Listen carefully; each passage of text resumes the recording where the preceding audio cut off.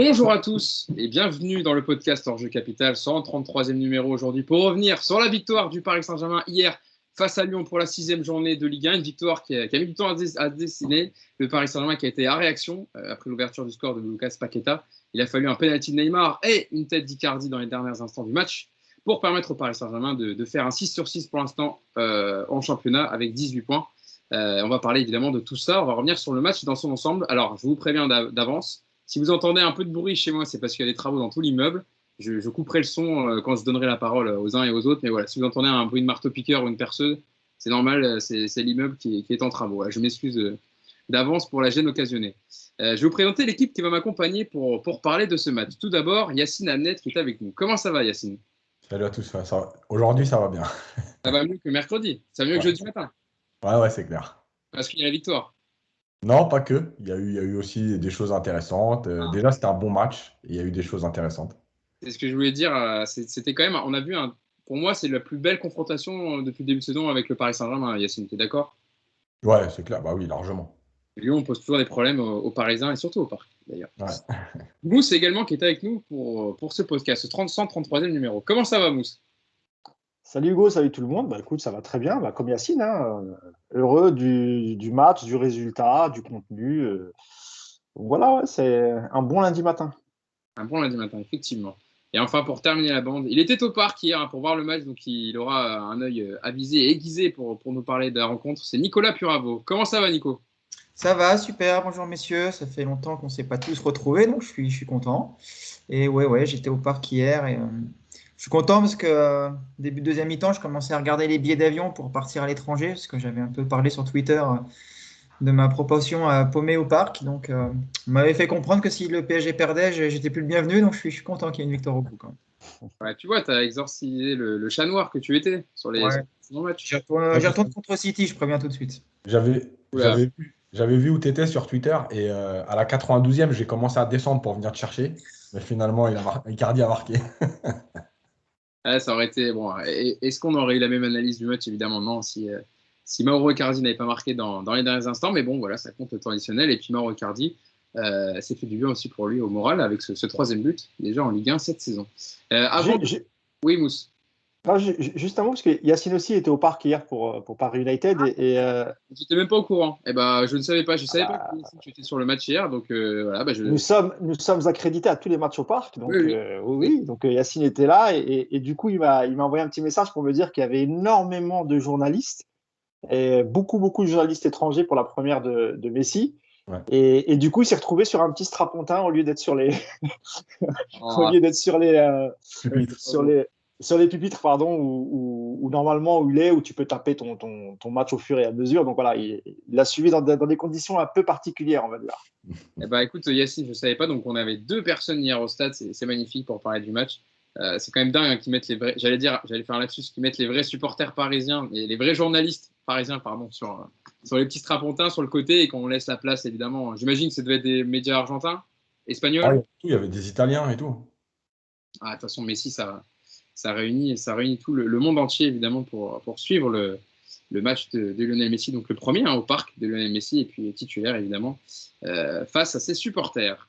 Avant de commencer le podcast, je voulais rendre hommage à une figure de Marseille, un supporter emblématique de l'OM, René Malville, qui est décédé hier des suites d'un cancer à l'âge de 73 ans. On voulait lui rendre un hommage, parce qu'évidemment, il n'y a pas de rivalité. Il aimait le football et c'était un supporter très attaché à l'Olympique de Marseille et moi je prenais beaucoup de plaisir à regarder ses débriefs dans la minute du Phocéen pour regarder les matchs de l'OM. Voilà, il m'a fait énormément rire. C'était un vrai amoureux de football et je voulais lui rendre hommage avant de commencer le podcast. Donc René Malville qui est décédé hier à l'âge de 73 ans. Passons au match, si vous voulez bien, donc avec cette victoire 2-1 du Paris Saint-Germain donc pour le compte de la 6e journée, mené au score au début par ce but de Lucas Paqueta à la 54e minute. Par une belle équipe lyonnaise, donc, qui est emmenée par l'excellent Lucas Paqueta. Paris a réussi à retourner la situation en égalisant sur penalty par Neymar. On en parlait tout à l'heure, savoir s'il y avait penalty ou pas penalty. Et puis, il a fallu un coup de tête d'Icardi, je le disais, dans les dernières secondes pour donner la victoire. Donc, le PSG qui continue son sans faute en championnat, 6 matchs, 6 victoires, leader du classement avec 18 points. 5 points d'avance sur Marseille, qui a 13 points, mais avec un match à rejouer contre Nice. L'OL est 9e au classement.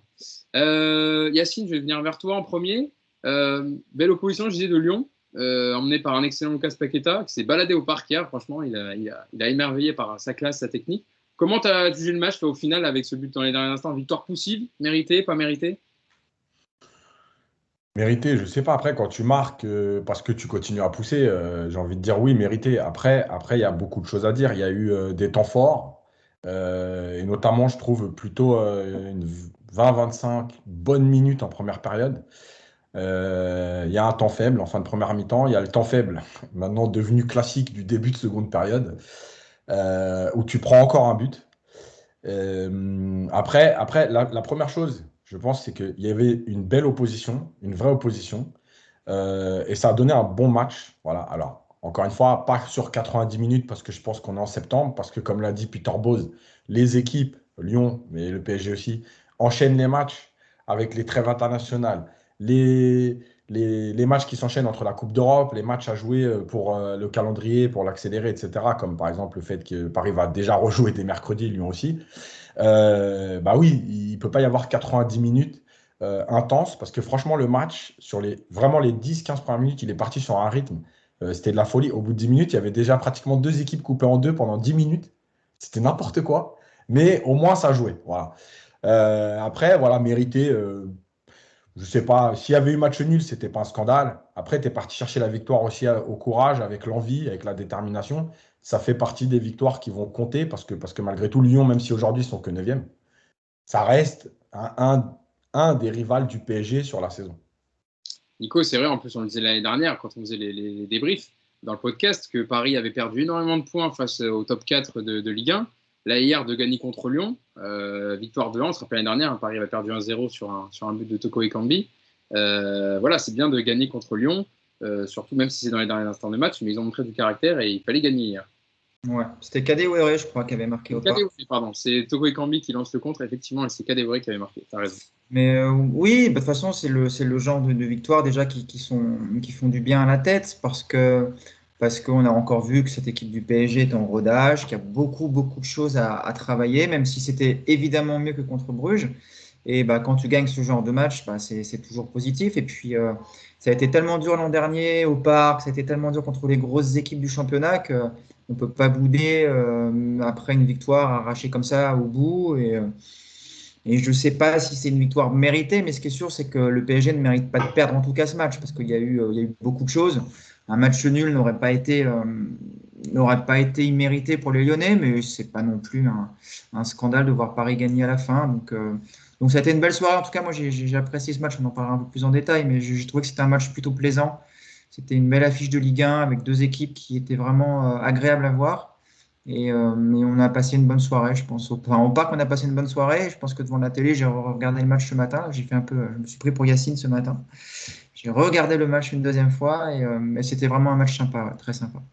On mousse. Le match aussi était bien à la télé. On n'avait pas la chance d'être au parc comme Nico et Yacine, mais on a vu des belles choses. Et dans les intentions, est-ce que tu as trouvé que c'était mieux que contre Bruges, dans l'animation offensive et même dans l'équilibre de l'équipe? Ah oui, oui, beaucoup mieux. Beaucoup mieux. Et notamment Neymar, avec qui j'avais démarré le podcast précédent où j'avais décrit un peu ma déception parce que voilà, c'était un Neymar qui n'était pas prêt physiquement, qui avait aucune accélération, pas de mouvement, qui ratait tout ce qu'il faisait. Et hier, on a vu quand même un autre Neymar et la différence a été flagrante. Il y a simplement 5 jours entre Bruges et Lyon et voilà, ça fait plaisir de voir un tel joueur voilà, un peu mieux physiquement, réussir un peu ce qu'il entreprend. On a vu une belle complicité avec Messi, mais ça, on n'en doutait pas, ils se connaissent très très bien. Donc, un Paris en première mi-temps qui a joué haut, qui a fait un super bon pressing, qui a récupéré pas mal de ballons. Après, on parlera d'Mbappé tout à l'heure, mais dans cette configuration, bah, Mbappé n'a pas eu beaucoup de ballons, mais heureusement qu'il est encore là, parce que c'est quand même lui qui fait le centre sur le but de la victoire et la tête d'Icardi. Donc pas mal de bonnes choses et aussi voilà, des bons débuts. Moi, j'ai trouvé de Nuno Mendes à gauche. Je pense que ça ira encore de mieux en mieux. Donc non, plutôt content, même si, comme l'a dit Yacine, tout n'était pas parfait, parce que ça manquait encore un peu de constance entre la première et la deuxième période, et notamment le début de deuxième. Et après, même en deuxième, on a vu un Neymar prendre le jeu à son compte et faire de belles choses. Donc, non, satisfait et plutôt encourageant. Avant de parler de l'équilibre collectif et le rendement des 4 stars de devant, je vais juste vous poser la question parce que c'est le fait de jeu qui a beaucoup fait parler hier. Yacine, est-ce que pour toi, il y avait penalty ou pas penalty entre Malo Gusto et Neymar sur donc l'action du but voilà, où Neymar marque ce penalty, permet à Paris d'égaliser. Ça a été litigieux, même avec les ralentis, mais on voit quand même Neymar bien accroché par le coup, le jeune Malo Gusto. Tu trouves qu'il y a penalty, toi, ou pas? Bah, en fait, c'est qu'il y a faute sur Neymar, parce qu'à la fin, il y a faute. Mais au départ de l'action, c'est quand même lui qui empêche le joueur de se relever en mettant son bras autour de son cou. Donc, c'est lui qui l'accroche, c'est lui qui le laisse en bas, donc il ne peut pas reprendre ses appuis et se relever.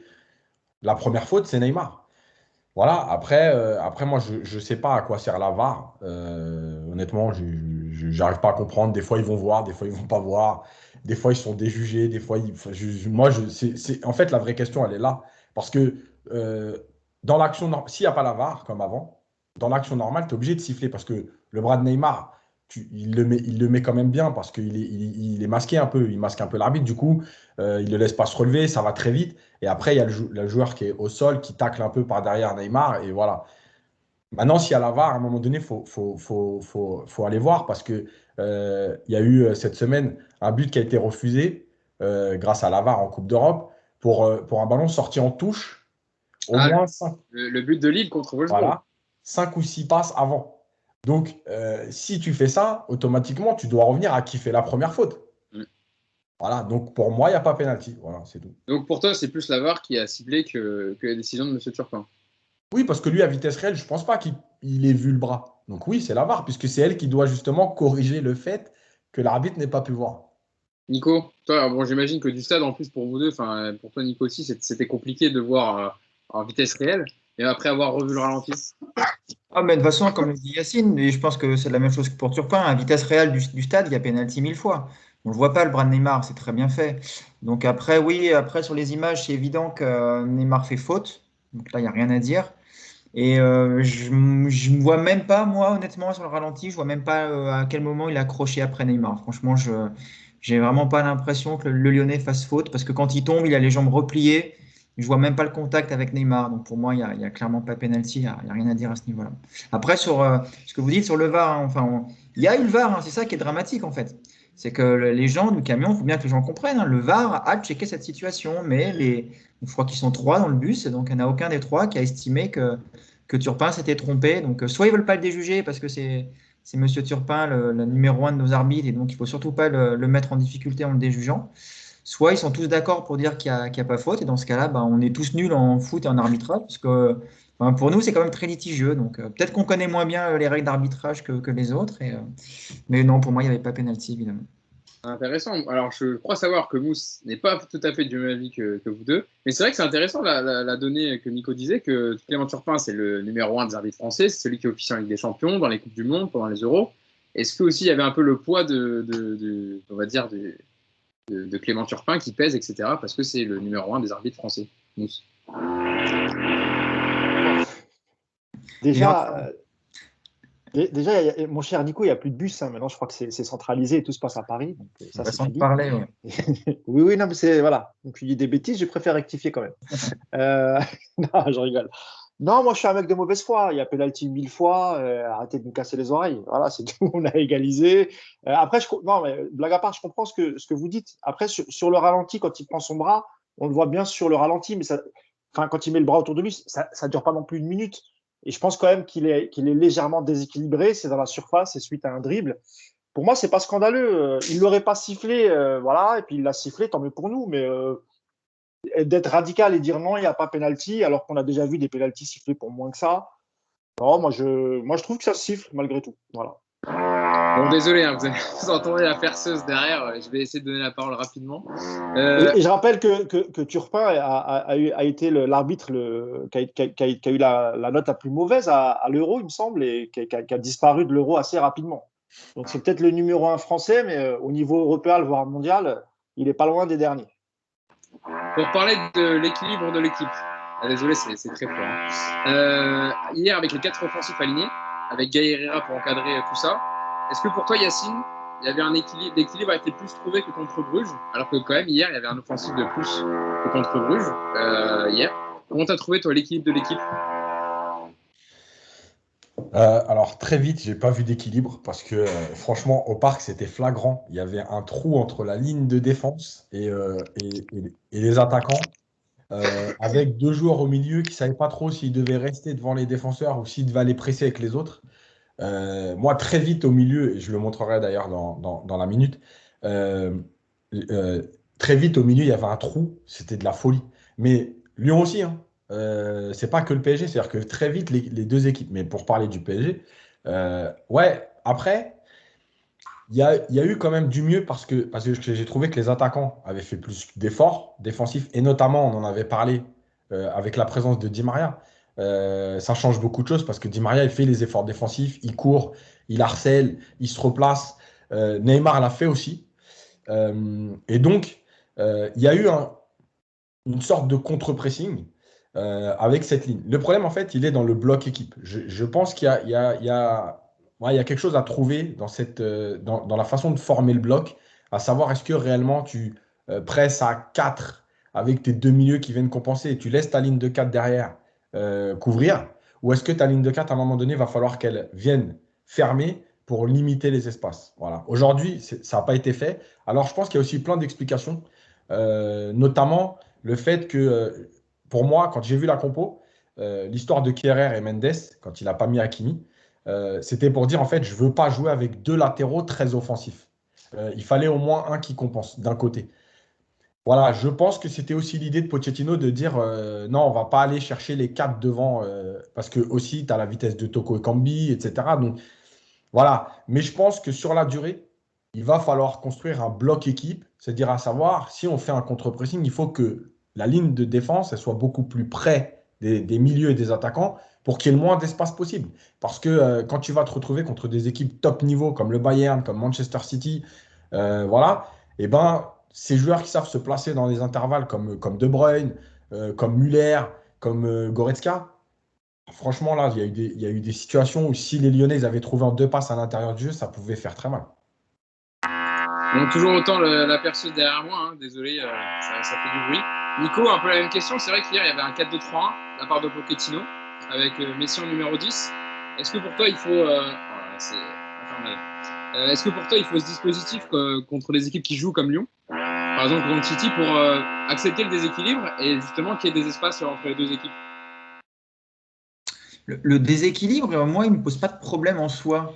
Parce qu'on entend beaucoup parler, les gens qui disent il faut de l'équilibre, de l'équilibre. Moi, je pense au contraire que le déséquilibre fait partie du jeu et que c'est grâce à ça que tu vas marquer des buts. Après, il faut que ce soit un déséquilibre calculé, voulu et pas subi. Hier, le choix des latéraux, comme tu le dis, Yacine, je suis d'accord avec toi, sauf que même côté gauche, on a bien vu, hein, Mendes avait clairement pas la consigne de monter, ça s'est vu, hein, il a vraiment compensé. Je pense que si tu alignes les quatre de devant, de toute manière, tu vas avoir toujours ce souci tu dois avoir deux milieux ultra travailleurs comme l'ont été hier Gueye et Herrera. Ils ont vraiment fait un gros travail de course, de compensation, même de pressing. Et je trouve que le premier quart d'heure, c'est l'axe de travail. Le premier quart d'heure, il est bon. Je l'ai revu ce matin, comme je vous le disais. Je trouve que c'est vraiment le bloc est assez haut. Alors en face, encore une fois, il y a de la qualité. C'est une équipe de Lyon qui sort bien, surtout qui a fait mal avec les changements de jeu. On a vraiment vu que sur les changements de jeu, on était très déséquilibré, très vite en difficulté, parce que tu as les deux joueurs de couloir qui viennent pas forcément assez bas pour aider les deux latéraux. Et du coup, voilà, c'est des réglages à faire, mais si tu joues de toute façon avec les quatre offensifs, tu auras toujours ce problème-là. De toute manière, c'est insoluble parce que effectivement, Di Maria défend, puis lui, pour le coup, il défend vraiment. C'est pas de la fausse défense comme on peut le voir de temps en temps avec d'autres. Neymar, j'ai trouvé plutôt intéressant aussi dans ce travail-là parce que non seulement il revenait, mais en plus il revenait intelligemment, ce qui n'est pas toujours le cas. Bon, après, Mbappé et Messi, pour le coup, même si Mbappé a fait quelques courses pour revenir, c'est ce que j'appelle la fausse défense, quoi. On se replace pour faire semblant, mais on ne défend pas vraiment. Et Messi, lui, défend pas du tout. Donc, ce déséquilibre avec les 4 de devant, je ne pense pas qu'on peut voir cette équipe-là contre les grosses équipes. Je ne vois pas comment tu peux aujourd'hui trouver une sécurité défensive tout en assumant un côté risqué devant. ça me paraît vraiment impossible de jouer avec les 4-2 devant. Moi, j'y crois pas trop. Ou alors, encore une fois, et je l'ai déjà dit, il va falloir passer à 3 derrière, de manière à changer ce dispositif. Mais avec une défense à 4 et avec les 4 offensifs devant, bah, de toute façon, en plus, tu te mets en difficulté au niveau de ton milieu, parce que tu as des profils qui sont complètement limités, quoi. Tu es obligé d'avoir 2 profils ultra travailleurs. Donc, ça veut dire qu'un Wijnaldum ne peut pas être aligné dans ce milieu à 2. Danilo, c'est pas assez rapide. Paredes, c'est pareil, c'est trop lent. Aujourd'hui, tu vas avoir Gay, Herrera et Verratti, quoi. C'est les 3 qui peuvent tenir ces 2 postes dans ce système-là. Je vois pas d'autre solution. Et moi, j'y crois pas à ce système avec les 4 de devant. Je pense que c'est trop difficile à assumer contre les grosses équipes. Je vois pas comment ça peut fonctionner. Et Mousse, tu as trouvé comment, toi, justement, l'animation des 4? On parlait d'équilibre. Dans les automatismes, dans l'animation, on a vu que contre Bruges, il y a eu quelques séquences, mais c'était pas assez, évidemment, vu le talent des 3 devant. Là, il y avait Di Maria en plus, qui avait un rôle aussi défensif. Il l'a dit Pochettino en conférence de presse d'après-match. Comment tu as trouvé, toi, l'animation entre les 4? Les 4 ensemble, pas.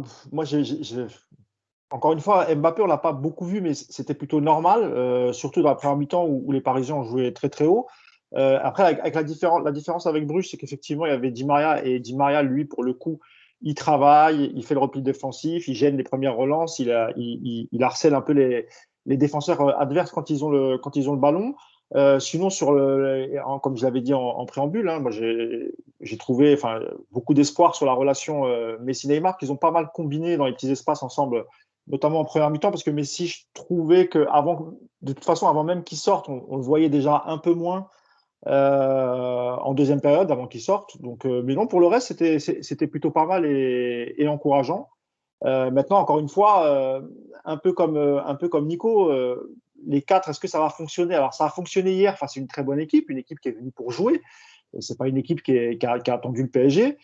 Boss l'avait dit avant en conférence de presse qu'il venait au parc pour jouer et pour gagner. Donc, pour le coup, ça a tenu. Même si Di Maria et Messi sont sortis, je crois, à peu près 25 minutes de la fin, il me semble, pour les remplacements.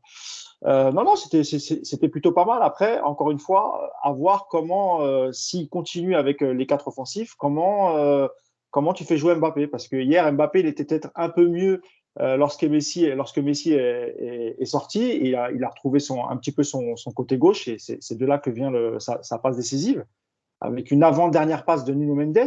C'était plutôt pas mal. Mais sinon, voilà, c'était plutôt pas mal. Yacine, c'est vrai que le rôle d'Mbappé hier, il a eu moins de ballons contre Bruges. Comment tu as trouvé, toi, dans son positionnement? Parce que c'est vrai qu'on l'a vu à la fin se décaler, c'est lui qui adresse au centre pour Icardi. Mais sinon, il a touché moins de ballons, il était moins influent. On a plus vu Messi et Neymar, surtout, dans l'animation et terminer les actions. Est-ce que, comme tu le disais en plus dans le podcast, je crois, jeudi, tu avais peur que Mbappé devienne le Cavani un peu oublié sur les actions? Il y a plusieurs choses. Alors, déjà, juste pour préciser, Mousse, c'est pas 25 minutes. Le premier changement, il est à la 76e et le deuxième, il est à la 82e. Oui, Di Maria, il sort à la 82e. ouais, remplacé par Oui, Icardi. mais quand je dis 25 minutes de la fin pour Messi, donc oui, ça correspond. Il est à la 76e. Il est sorti à la 76e. Ah, un quart d'heure, pardon. Non, oui, excusez-moi, c'est les calculs, ça. De toute façon, 25 minutes, c'est pas possible avec Pochettino. Et Di Maria sort 5 minutes après. Ouais, 82e. Ouais. En fait, Mbappé, le problème, c'est que quand tu joues avec Mbappé et avec ces 4-là, il y a 2 solutions. La première, c'est de dire les 4, vous êtes libres et vous permutez. Et à ce moment-là, il peut se passer des choses. La deuxième, c'est de dire voilà l'organisation de départ. Di Maria plutôt à droite, Neymar plutôt à gauche et Messi un peu à l'intérieur. Après, il y aura des mouvements, des permutations. Mais en fait, ton 9, c'est un point qui reste dans l'axe pour fixer la défense, pour demander à l'intérieur du jeu, etc. Le problème, c'est qu'Mbappé ne sait pas faire ça aujourd'hui. Mbappé, ce n'est pas un numéro 9 capable de faire du Giroud, capable de faire du Icardi dans un style différent. Ce n'est pas un numéro 9 de ce profil-là. Donc, rapidement, pourtant, dans la première demi-heure, il y a quand même 2-3 échanges avec Messi, il vient demander. Mais en fait, rapidement, il ne touche pas assez de ballons parce que je crois qu'il a une vingtaine de ballons à la pause. Du coup, qu'est-ce qu'il fait? Parce que c'est un joueur qui aime le ballon, il décroche. Et à ce moment-là, tu n'as plus de point de fixation devant. Et toute l'animation, elle en dépend parce qu'il y a eu des moments où Di Maria avait le ballon, où il regarde au centre et il n'y a pas de quoi centrer. Parce qu'à un moment donné, tout le monde est un peu à l'intérieur du jeu. Parce qu'Mbappé qui décroche trop, ça permet aux Lyonnais d'avancer et de former un bloc plus compact. Et d'ailleurs, ça correspond aussi au temps faible du PSG. Autour de la 25e minute, les Lyonnais, ils se sont permis d'avancer. C'est aussi parce que Mbappé commence à décrocher. Ce n'est pas une critique envers Mbappé, c'est une critique envers le système. Mbappé touchait moins de ballons, il veut décrocher pour toucher le ballon, il attire le bloc adverse au lieu de les fixer parce qu'ils se disent dans notre dos il va y avoir quelque chose. Il a fait ce que j'avais montré à la vidéo à Bruges et que j'aime pas, c'est venir faire ses contrôles de la semelle pour protéger, garder le ballon. Donc, il y a une animation à trouver et ça c'est normal parce que malgré tout, cette équipe-là, alors en plus les 4 c'était leur premier match, mais de toute façon même déjà les 3 ils n'ont pas assez joué ensemble pour se comprendre, pour se connecter, etc. Et on voit bien que Messi et Neymar ils ont joué ensemble. Parce que malgré tout, même si déjà ils se cherchent beaucoup, il y a des relations qui se font naturellement. Quand Neymar il est trouvé par Messi, qu'il accélère, et qu'ensuite il attend Messi parce qu'il sait comment Messi va demander le ballon quand il lui fait la petite talonnade et que Messi frappe sorti par Lopez, tu vois bien qu'il y a quelque chose voilà, ils parlent le même football et ils se connaissent. Donc tout ça, c'est quelque chose à travailler. Maintenant, il faut trouver en fait le bon compromis entre la liberté totale et réellement ce truc de dire non, il y a une liberté, mais il y a des cheminements ou des positionnements qui doivent quand même être cohérents, à savoir qu'il faut une pointe, etc. Voilà, je ne sais pas comment l'animer. Et oui, on peut dire qu'après, dans les derniers quarts d'heure, quand Messi sort, en fait, que Di Maria rentre à l'intérieur et que Neymar libère le côté complètement, Mbappé commence à se décaler parce qu'il y a Icardi qui vient en pointe. Il y a 2 actions dans les 5 dernières minutes où c'est Mbappé qui centre. Le premier, le centre est renvoyé, et le deuxième, ça fait but. Donc, est-ce que finalement, aujourd'hui, encore une fois, moi, je ne suis pas là pour dire Mbappé ne sera jamais avant-centre. Mais est-ce qu'aujourd'hui, Mbappé est un numéro 9 pour cette animation-là? Voilà. Mais est-ce que lui, il a envie? Et tu as l'impression que non, en fait. Aussi, mais parce que justement, comme il n'a pas aujourd'hui les compétences nécessaires, eh ben, il se rend vite compte que c'est à gauche qui va faire la différence. Donc il y a peut-être une question d'envie, mais il y a aussi une question de compétence. Lui-même, il est peut-être conscient qu'aujourd'hui, à ce poste-là, il n'arrive pas à toucher assez de ballons, il n'arrive pas à se défaire. Du coup, bah, naturellement, hop, dans le match, il va se décaler côté gauche, côté gauche. Et là, à ce moment-là, il faut trouver une animation pour compenser. Ce n'est pas possible de jouer avec Neymar et Mbappé côté gauche, Messi qui va venir à l'intérieur. Enfin, ça fait trop de joueurs, là. Ah, bien sûr. Il y a toujours autant de bruit chez moi. Toujours les travaux, ça y va, ça pète. La perceuse est à fond. Nico, est-ce que justement la réponse à toutes ces questions et le point un peu qui pourrait relier les 4 de devant, c'est pas Lionel Messi qui a été plutôt bon en jambes, qui a été bon dans le petit espace, il a trouvé la barre sur coup franc. Toujours pas de premier but, mais il a été quand même influent dans le jeu. Il a essayé de connecter les uns et les autres. Oui, non, mais Messi fait une très bonne première mi-temps. Vraiment, des accélérations sur la prise de balle. Moi, j'aime bien surtout quand il décroche et qu'il oriente le jeu. Mais on va, comme vient de le dire Yacine, on va retrouver toujours le même problème. Parce que si tu mets Mbappé à gauche, il y a aujourd'hui, ça veut dire que tu vas mettre soit Neymar, soit Messi dans l'axe. Et c'est pareil, c'est des joueurs qui sont systématiquement aspirés pour aller récupérer des ballons plus bas. Alors j'entends souvent dire qu'ils font ça parce que les milieux de terrain ne sont pas suffisamment forts à la relance et que du coup les ballons n'arrivent pas et donc ça les oblige à décrocher. Mais non, voilà, Messi va pas faire un match numéro 9 en touchant 4 ballons par mi-temps, c'est pas son jeu. Donc on va être assez rapidement, je pense, sur un problème assez insoluble. Et aujourd'hui, si tu veux aligner tout ce petit monde ensemble, Mbappé, tu peux le mettre que dans l'axe. Je vois pas aujourd'hui comment tu peux. Non pas que. Aujourd'hui, c'est lui qui, on va dire, qui a le profil le plus adapté à jouer dans l'axe. Donc c'est-à-dire que tu dois animer en partant de ce principe-là. Et on a vu hier que ça fonctionne pas forcément. Et pourtant, il y a de l'espace hier en première mi-temps, notamment. Je trouve qu'il y a de quoi faire. Messi le cherche assez souvent.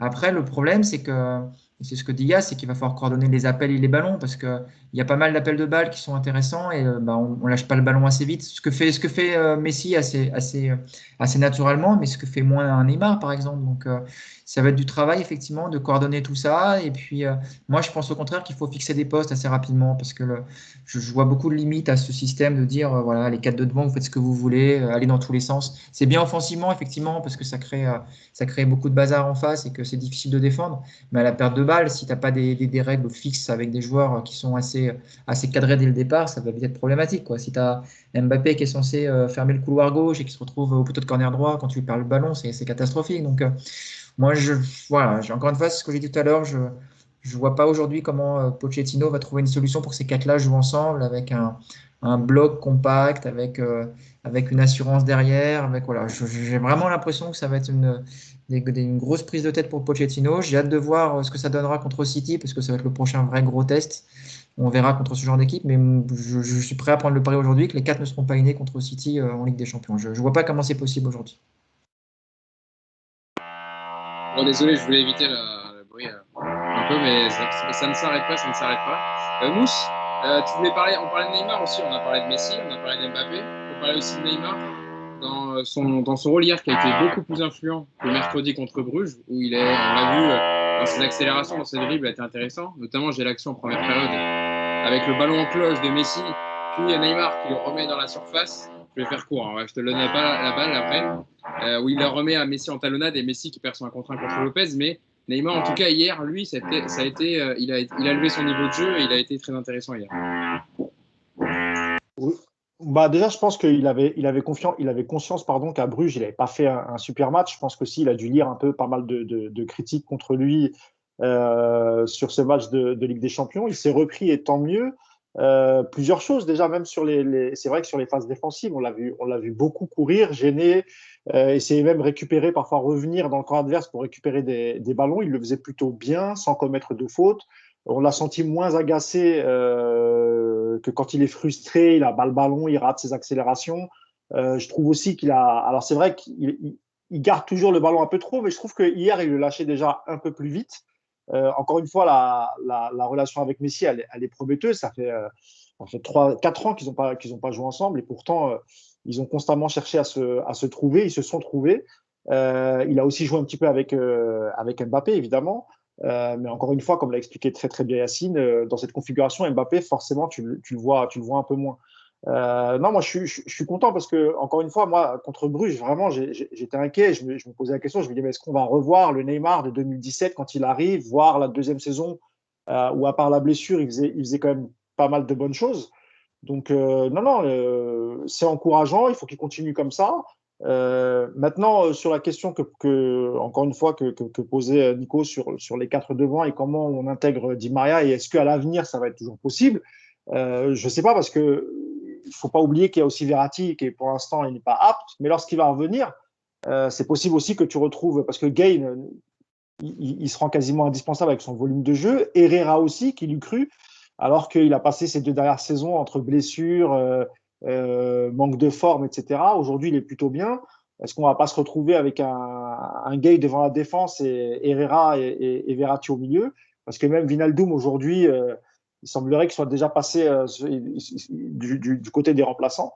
Donc, à voir comment Pochettino va animer tout ça au retour de Verratti. Mais moi, j'ai bien l'impression que ça va se passer comme ça et que peut-être que celui qui va en pâtir, ce sera peut-être Angel Di Maria, malgré le fait que parmi les quatre, c'est peut-être celui qui fait le plus d'efforts, en tout cas quand il s'agit de défendre. Pardon. Yacine, son match à Neymar, il est rassurant par rapport à mercredi, parce qu'il y a eu beaucoup de critiques. On disait il va revenir pas avant janvier, etc. Il sera apte physiquement, etc. On était inquiets. Est-ce que son match hier, il t'a rassuré? Oui, mais en fait, le truc, c'est que à un moment donné, il faut se faire une raison. En fait, Neymar, l'entraînement, ça ne l'intéresse pas. Et Neymar, il se prépare en match. Donc, en fait, c'est quand il enchaîne qu'il commence à devenir bon. Et rappelez-vous que contre Dortmund, il y a 2 ans, il fait le match aller. Après sa blessure contre Montpellier, il ne joue pas pendant 15 jours. Il marque, mais il n'est pas bon. Il enchaîne les matchs ensuite. Et 3 semaines après, au retour, et bah, c'est lui qui porte le PSG. Il est juste énorme. Bah ouais, Neymar, c'est les matchs qui lui donnent son rythme. Voilà, il a besoin de jouer, jouer, jouer. Et effectivement, certains, dans une période d'accumulation de matchs, sont moins bien. Lui, il est de mieux en mieux. Voilà, donc il va être de mieux en mieux. Et on voit bien, entre Bruges et là, 4 jours, tu as un joueur qui a déjà plus de jambes, plus de coffres. Bah ouais, voilà. Je pense qu'à l'entraînement, c'est pas son truc. Il y a des joueurs qui sont pas faits pour l'entraînement. Il y a aussi l'inverse, hein. Il y a des joueurs qui sont exceptionnels à l'entraînement et qui sont jamais bons en match.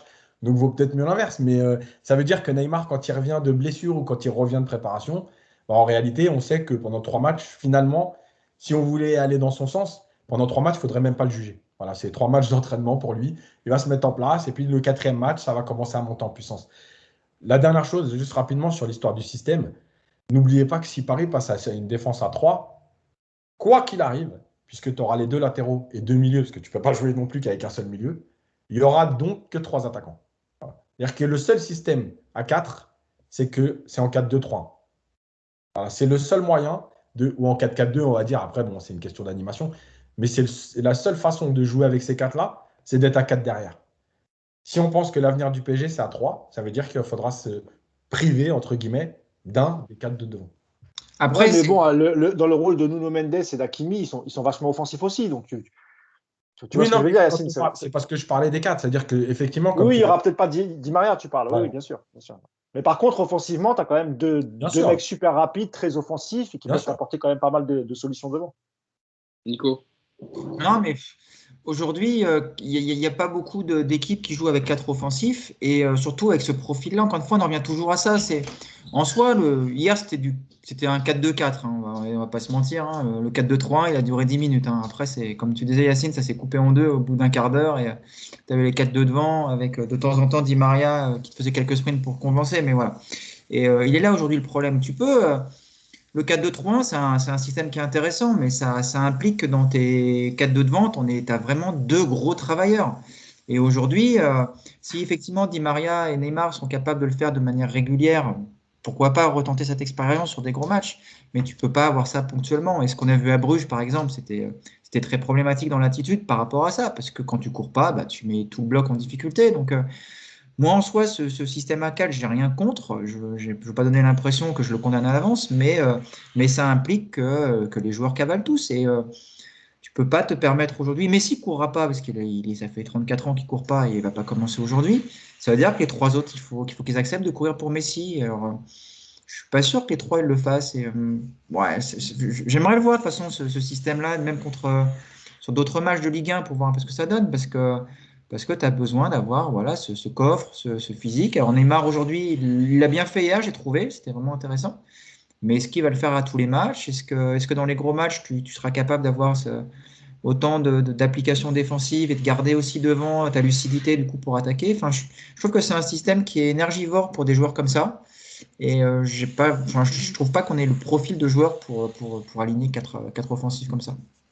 Après, sur Messi, à la grande époque du Barça, il n'avait pas forcément besoin de courir, étant donné qu'ils avaient 70 et 75% du ballon, et le ballon circulait tellement bien qu'effectivement, il n'avait pas besoin de faire d'efforts. C'est après que ça s'est gâté, notamment en Ligue des Champions, où il a gardé un peu cette attitude, sauf qu'en face, c'était beaucoup plus difficile. Et Neymar, par contre, moi, je pense qu'il est capable de le faire, parce qu'on l'a vu même dans les saisons précédentes. Hein, Neymar, il est capable de faire les efforts. On explique ça en Ligue des Champions face à Bruges qu'il a couru 10 km. En fait, il a sans doute couru 10 km, mais je crois qu'il a couru dans le mauvais sens, ou en tout cas, ce n'était pas à bon escient. C'est pour ça qu'on a considéré qu'il avait fait un mauvais match. Hier, c'était déjà beaucoup mieux. Le Barça, effectivement, le grand Barça, effectivement, il avait une possession monstrueuse, mais on oublie toujours, on n'en parle pas souvent, mais cette possession, elle partait à chaque fois d'une récupération de balle, d'un contre-pressing qui était monstrueux à l'époque. Il y avait quand même du travail, à la perte de balle, pendant les 5 secondes qui suivaient, c'était monstrueux d'intensité. Tu ne pouvais pas garder le ballon contre ça. Et c'est à l'arrivée. Et ce que fait hier le PSG sur quelques séquences, c'est à mon avis, si tu veux jouer avec ces 4-là, c'est dans ce sens-là qu'il faut aller. C'est de te dire. Les 25 premières minutes, quoi. Ouais, il n'y a pas 25 premières minutes de gros pressing, mais moi, les 10 premières minutes, je trouve qu'ils le font vraiment bien. Vraiment, pendant les 10 premières minutes, c'est intéressant. Mais ça veut dire, comme le disait Yacine au début d'émission, un bloc très haut, des latéraux qui montent très haut pour presser, tout le monde à la perte du balle qui se roule sur l'adversaire, il faut coordonner tout ça, c'est un boulot dingue. Et puis, il faut faire remonter le bloc de 20 mètres, quoi. Et aujourd'hui, et après, c'est vrai que ce système-là, en plus, il va avoir un inconvénient évident, c'est qu'il ne convient pas du tout à Mbappé. Parce que si tu joues avec un bloc à 40 mètres du but adverse, Mbappé, il n'a plus les espaces. Et donc, il va devenir problématique. C'est quand même con, quoi. Donc, franchement, tactiquement, je pense que si Yacine veut aller aider Pochettino en tant qu'adjoint numéro 28, je pense que c'est l'occasion. Parce qu'il y a du boulot. Et moi, je n'ai pas de compétences particulières en tactique. Et je trouve que c'est très difficile aujourd'hui de trouver un équilibre avec ces 4-là, quoi. Vraiment difficile. Pochettino a répondu à la question, cette question d'équilibre dont on parle depuis tout à l'heure. La question était: comment jugez-vous votre équilibre collectif et le rendement de vos 4 stars de devant? Et Mauricio Pochettino répondait: il y a eu, je trouve, un assez bon équilibre entre attaque et défense. Il nous avait manqué un petit peu de réussite en première période. On a eu des occasions de marquer, on a trouvé des moments intéressants avec des séquences de pressing de jeu. C'est une prestation avec un équilibre collectif assez affirmé. Yacine, je voulais parler aussi, parce qu'on a parlé de Neymar, je voulais parler de l'autre numéro 10 brésilien, mais dans le camp d'en face. Parce que ce qui explique aussi le match, le bon match qu'a fait Lyon et les difficultés parisiennes dans ces transitions toujours, c'est le match de Lucas Paqueta qui était positionné dans. Pareil, Lyon joue aussi en 4-2-3-1 avec Bruno Guimaraes et Maxence Cacré en soutien. Et Lucas Paqueta en numéro 10 qui s'est vraiment littéralement baladé, je pense, hier du parc, a dû voir à peu près le même match que moi et Mousse à la télé. Hier, il s'est régalé dans les espaces, dans les transitions, dans ses passes toujours très très justes et qui surtout vont vers l'avant. Il a amené le danger et surtout, il a aussi un aspect dans son jeu qui est intéressant, c'est qu'il récupère beaucoup de ballons et on l'a vu notamment récupérer pas mal de ballons dans les pieds de Neymar et de Messi. Comment tu as trouvé le match de Lucas Paqueta, Yacine Dupart? Ouais, il a été bon, il a été très bon. Il a été très bon avec le ballon, il a été très bon sans ballon, mais surtout, en fait, il a un positionnement qui a posé problème. Et on en revient à ce qu'on disait, ce fameux bloc, ça veut dire que quand il y a des écarts trop importants entre tes lignes, bah, si tu as un joueur intelligent qui sait se positionner comme l'a fait Paqueta, en fait, il est vite jouable. Et vite jouable avec de la liberté. Je pense qu'il y a en fait deux choses, juste en dehors de Paqueta. Il y a une séquence qui est, alors je vais essayer de la montrer dans la minute, mais il y a une séquence qui est pour moi très parlante. C'est en fin de première période. Il y a Herrera qui vient réellement aider, qui avance. Et Paris récupère 2 ou 3 fois de suite le ballon aux abords de la surface et ça finit sur une frappe. En fait, pour moi, l'attitude du PSG aujourd'hui, ça ne peut être que ça. À savoir une équipe qui défend en avançant, défend en avançant, défend en avançant, en se disant qu'à un moment donné, peut-être, il y aura quelque chose dans le dos, parce que l'équipe adverse sera obligée de jouer long. Ce qu'a fait Lyon parfois avec Slimani, qui a gardé 2, 3 ballons, qui ont fait mal au PSG aussi, tu vois. Mais, en gros, tu l'assumes. Voilà. Mais cette équipe coupée en deux, bah ouais, tu as un Paqueta très intelligent, très bon techniquement, qui se place entre les lignes, et ouais, il a fait très très mal. Euh, et d'ailleurs, le but, parce que c'est un condensé en fait de plusieurs erreurs dont on a parlé. Nico parlait de la façon dont Lyon a renversé le bloc parisien. Le but, il vient d'un renversement de jeu pour Toko et Kambi. Donc, Lyon est amené côté droit, leur côté droit, ça renverse. Et Slimani, au lieu de rentrer, en fait, parce que c'est Slimani, il reste côté. Ce qui fait que Kimpembe, au départ, il ne sait pas ce qu'il doit faire. Est-ce qu'il reste avec Slimani ou est-ce qu'il vient serrer? Et en fait, Toko Ekambi reçoit le ballon. Il y a Kerrer. Kerrer, il ne sort pas dessus. Bon, hier, Kerrer, il a fait un très mauvais match. On était à 2 doigts de penser que Toko Ekambi, c'était CR7 hier. Et donc, Kerrer ne sort pas dessus. Pour le Marquinhos. voit, Kerrer, il reste proche des défenseurs centraux et donc il est Toko Ekambi à l'espace pour faire le Voilà. centre. Et le pire, c'est que Marquinhos vient dans le dos de Kerrer pour couvrir. Hmm. Mais on a l'impression qu'il ne communique pas en lui disant je suis là, vas-y. Donc, du coup, Kerrer ne sort pas. Marquinhos se rapproche de Kerrer, mais pour rien. D'ailleurs, Marquinhos, son début de saison, il n'est quand même pas terrible. On peut en parler après si vous voulez. Ouais. On peut pas parler. Et en fait, Kimpembe, il voit, donc Paqueta, c'est pour ça que je voulais parler de ça. Paqueta, intelligemment, il vient entre les deux, entre Marquinhos et Kimpembe. L'espace, l'intervalle entre Marquinhos et Kimpembe, il est au moins de 20 mètres. Mais c'est même pas Kimpembe, je crois, parce que c'est Nuno Mendes qui couvre. Ouais, mais parce qu'en fait, Kimpembe, il se fait aspirer. Ouais, il est Et loin. voilà. Hein. Et Nuno Mendes, en fait, il doit, entre guillemets, venir couvrir tout de suite. Mais il ne le fait pas. Et en fait, tu as les deux joueurs qui ne savent pas ce qu'ils font. Et du coup, bah, Paqueta, il vient entre les deux. Et à l'arrivée, il se retrouve tout seul pour pouvoir frapper, mais parce qu'en fait, tu as trop de positionnements qui sont défaillants. Et c'est pour moi, là, le problème du PSG. Et quand tu as un joueur intelligent comme Paqueta, et il y avait Paqueta, ça veut dire que tu imagines que tu joues une équipe comme City, avec Silva, avec De Bruyne, qui savent faire ça. Mais franchement, ça va être une boucherie. Donc, il va falloir à un moment donné que Paris se décide à réellement dire ce que je dis souvent, soit on subit et on part de loin, soit on joue tous très haut, mais tu ne peux pas faire à moitié. Voilà. Et les équipes l'ont compris, je l'avais montré contre Bruges dans la minute.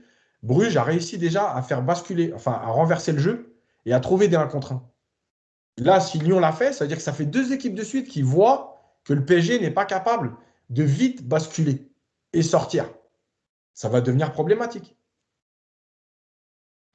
Mousse, Nico, petite réaction sur le match aussi, de Lucas Paqueta, les comportements sur le but, c'est vrai que on le voit dans l'alignement, etc. Bon, Kerrer remplacé Hakimi hier parce que on l'a bien vu, hein, on en parlera du match de Nuno Mendes tout à l'heure, mais Nuno Mendes avait des consignes plutôt défensives, de pas trop monter. Et Kerrer, on l'a déjà vu à ce poste-là d'arrière droit, c'est pas celui qui va prendre son couloir et apporter le surnombre. Et Lyon en a bien profité, mais c'est vrai que les difficultés, Mousse, qu'on voit contre Lyon, contre City, elle pourrait être grossie fois 1000, j'ai envie de dire, avec les joueurs de talent qu'il y a à tous les postes. Et ça pourrait faire mal.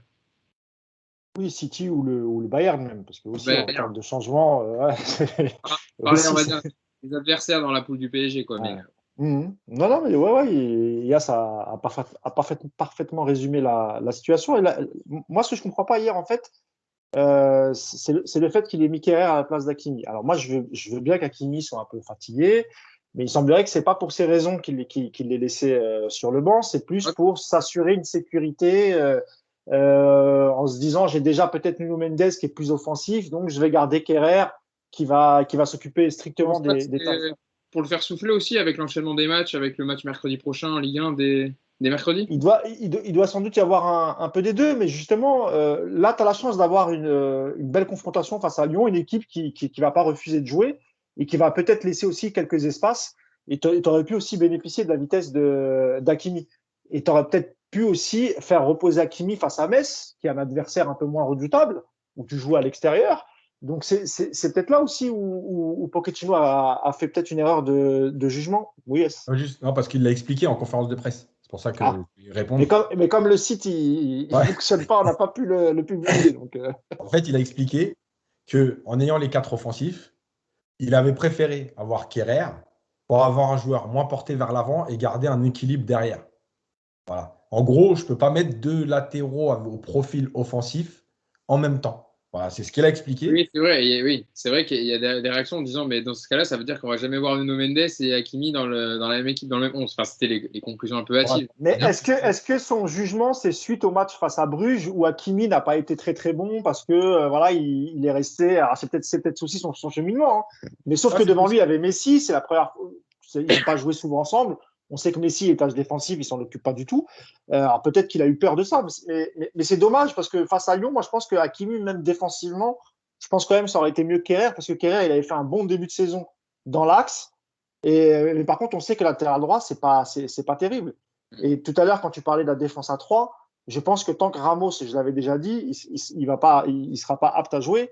Il tentera jamais la défense à 3. Je crois vraiment qu'il attend le rétablissement de Ramos pour essayer de voir si c'est possible de le mettre en place et peut-être qu'il n'a pas assez confiance en Kerrer. Mais hier, honnêtement, face à Lyon, il aurait dû quand même tenter le coup à Kimi. Honnêtement, je pense que ça aurait été quand même beaucoup mieux que Kerrer au poste de latéral droit.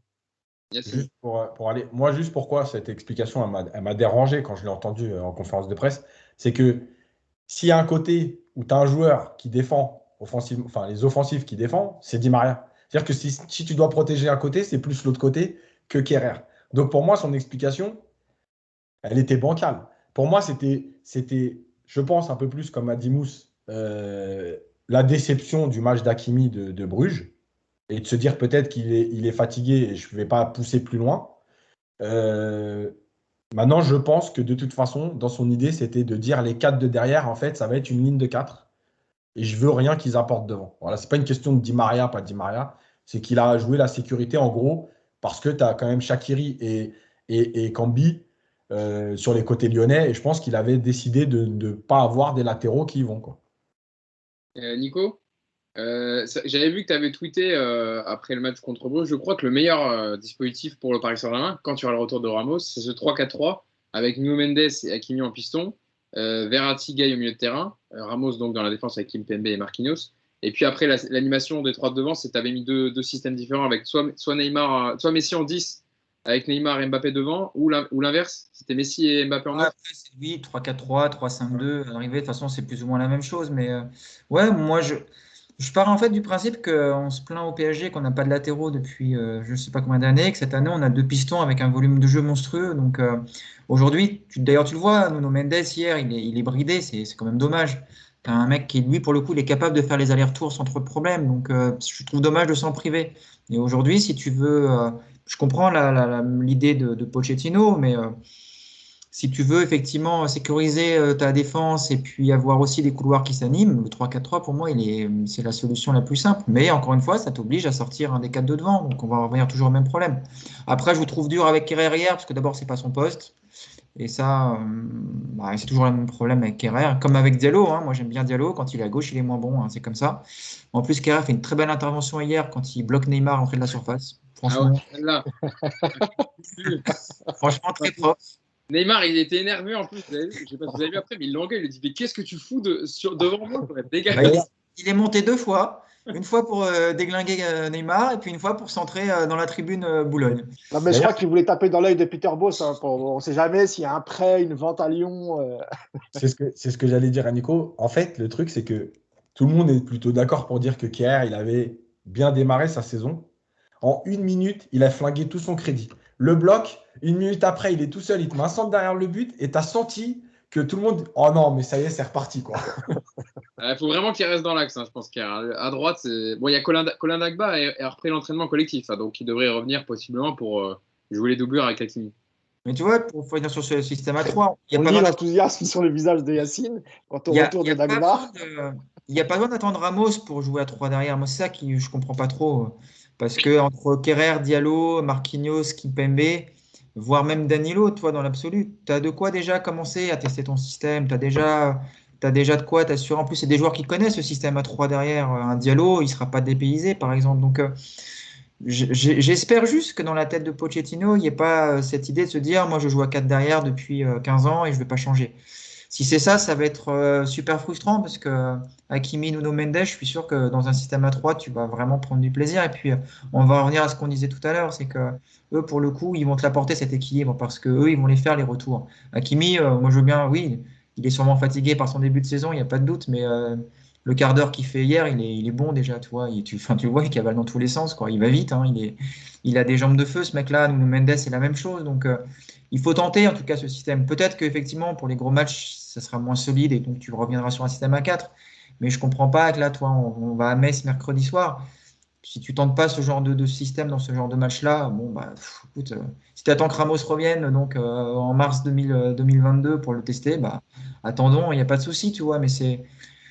Voilà, je pense que c'est vraiment l'occasion de voir ce que ça donnerait. Et pour le coup, en plus, ce que tu disais, Yacine, avec une équipe qui va jouer haut, qui va presser, qui va harceler, ce système-là, il est fait pour ça. Tu te rends compte le volume que tu mets dans les courses? Tu as 3 mecs derrière qui sont solides, tu as 2 mecs dans les couloirs qui cavalent partout, tu rajoutes un Gay, un Verratti ou un Herrera, tu as déjà quand même pas mal de joueurs qui courent sur le terrain. Donc, allons-y, tentons. Herrera qui Attends, Herrera qui fait un bon début de saison, hein, quand même. On ne l'a pas souligné. Je trouve que là, hier, dans l'impact et tout, dans ce milieu à deux, il a été quand même très bon et contre Bruges avait été un des seuls à surnager un peu. Je ne sais pas si Mousse et Yacine sont d'accord avec moi, mais Ah oui, contre Bruges, ça a été un des meilleurs. Après, il est buteur en plus. Enfin, je dis ça, je- c'est pas pour son but, évidemment, son but compte énormément, mais il a essayé de limiter un peu la casse et de faire le rôle de Gay sans lui, quoi. ouais, ouais, non, à Bruges, ça a été un des meilleurs. Hier, il a été bon. Après, je pense que, voilà, je sais que je vais paraître un peu dur, mais c'est encore une fois par défaut parce qu'il y a encore, Herrera, il a beaucoup de lacunes dans les transmissions. Il y a des fois des jeux vers l'avant où il n'ose pas. Il y a des, enfin voilà, mais malgré tout, je pense que pour moi, j'ai toujours dit Herrera, c'est le joueur de rotation parfait. C'est-à-dire, c'est le soldat, tu le mets un peu milieu relayeur ou même 6, tu peux le mettre. Il répond présent, il se cache pas, il va dans les duels, il court. Voilà, après, oui, enfin. Sur la durée, moi, ce ne sera pas Herrera qui va moi, te. Justement, ouais, Mousse, tu trouves pas, Mousse, que dans la hiérarchie des milieux, il a grimpé Herrera cette année? non, mais clairement, juste pour répondre à Yacine, sur le fait qu'il ne tente pas, moi, je trouve pas, au contraire. Hein, s'il a mis 3-4 buts, c'est que déjà, il se projette dans la surface. Il est très, très généreux. Honnêtement, sans lui, en début de saison, je ne suis pas sûr qu'on ait les mêmes résultats. Et on a essayé avec Paredes, ça n'a pas fonctionné. Quand tu mets Danilo, ça ne fonctionne pas. Et moi, clairement, comme vient de le dire Hugo, je pense que dans la hiérarchie des milieux, il a gagné facilement 2 places. Là où l'année dernière, c'était vraiment le mec qu'on mettait quand on n'avait pas de solution, qu'on faisait rentrer à 10 minutes de la fin pour faire reposer un tel ou un tel. Non, moi, je trouve que vraiment, il a pris une vraie dimension. Alors peut-être que physiquement et le fait qu'il ait une vraie préparation, ça a beaucoup joué aussi. Mais Herrera, moi, je pense qu'il est un peu à l'instar de Gay la saison dernière, il est en train de se rendre. Ouais, si, je vais utiliser le mot indispensable parce qu'au début, je me suis dit, bon, c'est exagéré. T'as hésité, hein? Oui, parce que je regarde en même temps la tête de Yacine, j'ai pas envie qu'il me fusille du regard. Et j'ai une pensée pour notre ami Clément Perrien qui adore ce joueur. Mais c'est vrai qu'Herrera, non, moi je trouve que il est bon et au contraire, moi je trouve qu'il tente, il se projette dans la surface, il apporte le surnombre. Encore une fois, il en a 3 buts. Non, il est plutôt pas mal. Moi, je pense que Danilo et Paredes ont du souci à se faire cette saison, beaucoup plus qu'Herrera. Yacine. Juste, je précise. En fait, le truc, c'est que, alors, effectivement, il se projette. Moi, quand je parle de prise de risque, c'est dans le jeu vers l'avant. Je l'ai montré contre Bruges. Voilà, il a cette. Des fois, il a le ballon, il joue vers l'arrière, il ne prend pas de risque, etc. C'est un problème.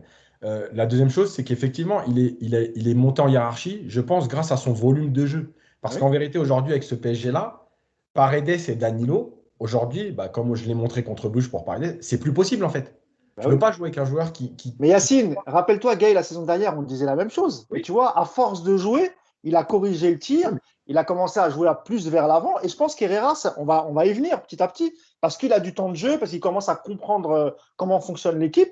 Donc, ouais, moi, je suis pas trop inquiet. Là où je te dis encore une fois où je suis inquiet, c'est plus pour le temps de jeu de Paredes et Danilo. Pour eux, ça risque d'être un peu plus On est d'accord. compliqué, hormis s'il y a des blessures, etc. Mais pour l'instant, il semblerait que dans la hiérarchie des milieux, il est bien positionné, l'ami Herrera. Nico, sur Yacine en a parlé un peu tout à l'heure, on n'en a pas parlé depuis le début de saison parce qu'il il a mis du temps à revenir. Il fait partie des joueurs des Sud-Américains qui étaient en déplacement. C'est Marquinhos hier. Comment tu l'as trouvé dans le match? Toi, tu es un peu aussi inquiet par rapport à son début de saison ou pas plus que ça? Non, je ne suis pas inquiet. Hier, il est bougé par Slimani, mais c'est pas le premier qui est embêté par ce joueur. Slimani fait un gros match hier hein, dans les prises d'espace, dans les appels. Simple, parce qu'il a remplacé Moussa Dembélé qui a marqué 4 buts, qui avait marqué 4 buts déjà depuis le début de saison, donc c'était pas simple ce rôle aussi. Hein. Ouais. Bah, moi, je milite pour sa titularisation parce que je l'ai à MPG en plus. Donc, tu vois, mais non, il est costaud. C'est un joueur qui est pénible à prendre parce que dans les duels, tu ne le bouges pas dans les duels. Il est bon de la tête. Techniquement, il est assez fin, je trouve. Et Marquinhos, après, là où je suis déçu un peu de Marquinhos, c'est que je l'ai trouvé un peu moyen dans la relance hier. Voilà, hésitant. Des relances vraiment ouais, un peu bizarroïdes. Ça a fait passer Kimpembe limite pour Iniesta, tu vois. Ça fait bizarre de voir ça.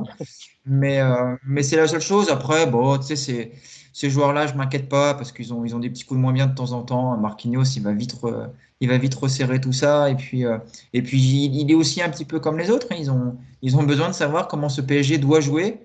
Marquinhos, s'il ne sait pas s'il doit monter au pressing, s'il doit rester derrière en compensation. Enfin, je pense qu'il est un peu comme tous les autres. Pour l'instant, il est un peu hésitant par rapport à tout ça. Mais non, je suis pas plus inquiet que ça pour lui.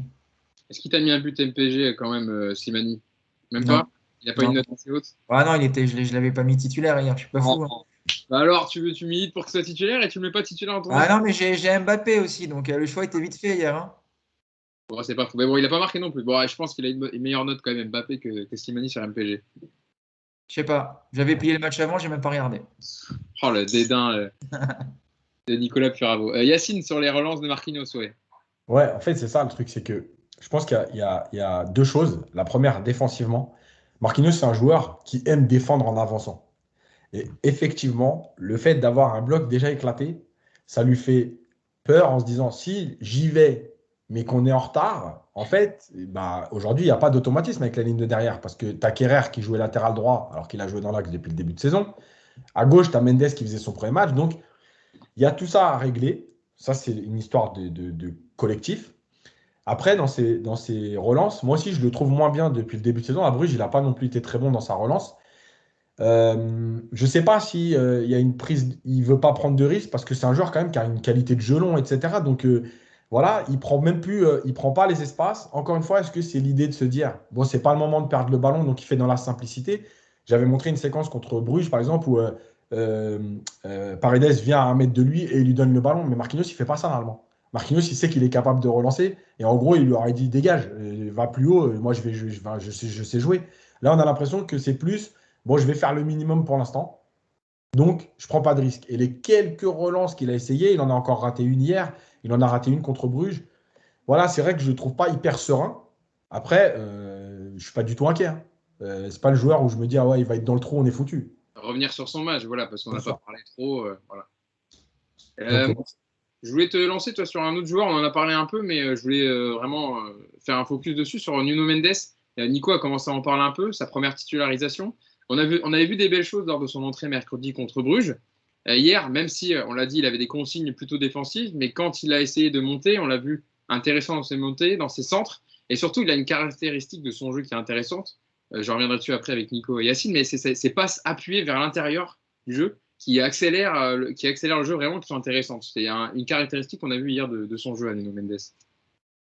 Ouais, première titularisation, pardon, il fait 90 minutes. Donc moi je trouve quand même même défensivement, il a intercepté quelques ballons, qui est plutôt bien placé. Il n'a pas été trop pris de vitesse.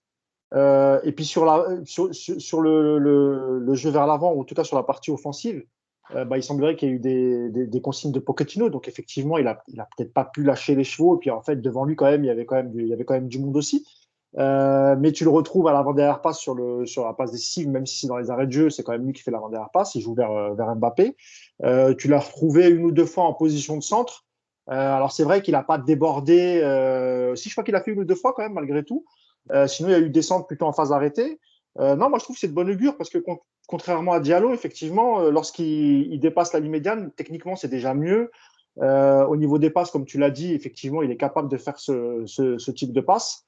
Après, il faudra voir peut-être quand tu auras plus le ballon ou quand tu auras plus d'espace devant lui, il faudra voir comment ça se passe. Mais en tout cas, je l'avais déjà dit quand il était rentré face à Bruges, je pense que pour Diallo, c'est terminé, hormis une blessure. Et en plus, Bernat, il est sur le chemin du retour. Alors, ça fait 1 mois et demi qu'on dit ça et on l'a toujours pas vu. Il y a des bouchons apparemment sur le chemin. Mais oui. Il est bloqué au péage. Non, mais ce qui est curieux, c'est que Bernat, tu le vois à tous les entraînements en photo et tu te demandes ce qui l'empêche en fait de jouer, ne serait-ce que, je sais pas, de le tester 5 minutes, 10 minutes à la fin d'un match. Donc voilà, mais non, Nuno Mendes, c'est que le début et ce qu'il montre est plutôt prometteur. Donc j'ai pas de souci. Tout comme Marquinhos, je suis comme mes deux camarades, c'est vrai qu'il a l'air un petit peu moins bien. Après, c'est le début de saison. Il y a eu les allers-retours au Brésil, etc. Ouais, je pense que quand ça va stabiliser, on va retrouver le Marquinhos solide avec une bonne relance, intelligent, etc. Je m'en fais pas. Je suis peut-être un peu plus inquiet pour Kimpembe, qui arrive toujours pas, malgré tout, à récupérer son réel niveau. Il a été bon hier, Kimpembe. Non, je ne parle pas que d'hier, je te parle de l'ensemble depuis le début de saison. Parce qu'après, il faudra voir, encore une fois, si Ramos revient et s'il est apte. De toute façon, Ramos jouera, hein, quoi qu'il arrive. Alors, soit Pochettino, il fait de la politique, il ne veut pas s'emmerder, comme je vous l'ai dit, il va utiliser les trois dans une défense à 3, soit il fera jouer la concurrence, c'est peut-être ça aussi qui le gêne. Et puis, en parlant de concurrence, j'espère qu'on parlera un petit peu de Donnarumma. Hier, il n'était pas… Voilà. On va en parler juste après, justement. Ce sera notre dernier débat. Très bien. Le podcast. Mais Yacine, sur ces passes claquées de Nuno Mendes intérieur, je suis sûr que ça t'a plu, ça. Parce que ça accélère le jeu et ça permet ça dépasse vers l'avant, surtout. C'est pas des places latérales où tu reviens derrière pour refaire un U, etc.